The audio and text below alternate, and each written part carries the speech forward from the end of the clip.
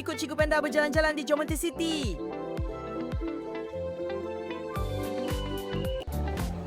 Wah, besar dan panjang bangunan tu. Itu ialah bentuk 3D cuboid.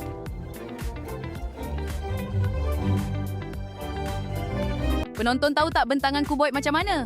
Mari Cikgu Panda tunjukkan.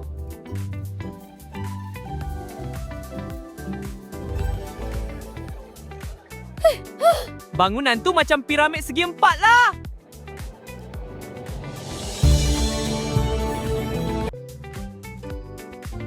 Bentangan piramid segi empat ada satu tapak segi empat dan beberapa segitiga.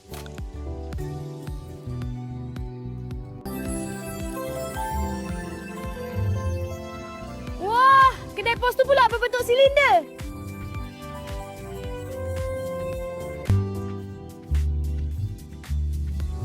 Bentangan silinder ada satu bentuk segi empat tepat dan dua bulatan.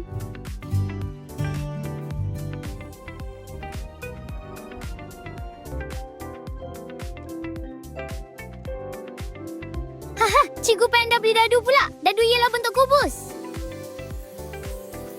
Kubus ada banyak bentangan yang berbeza. Contohnya seperti ini dan ini.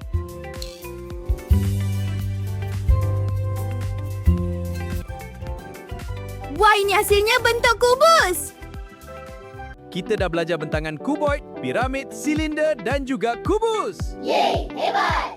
Pandai semua, mari kita sambut dengan tepukan meriah. Bila kita faham bentangan, lebih mudah untuk kenal bentuk 3D sebenar. Adik-adik yang bijak, adakah kamu sekarang sudah lebih faham tentang bentangan 3D?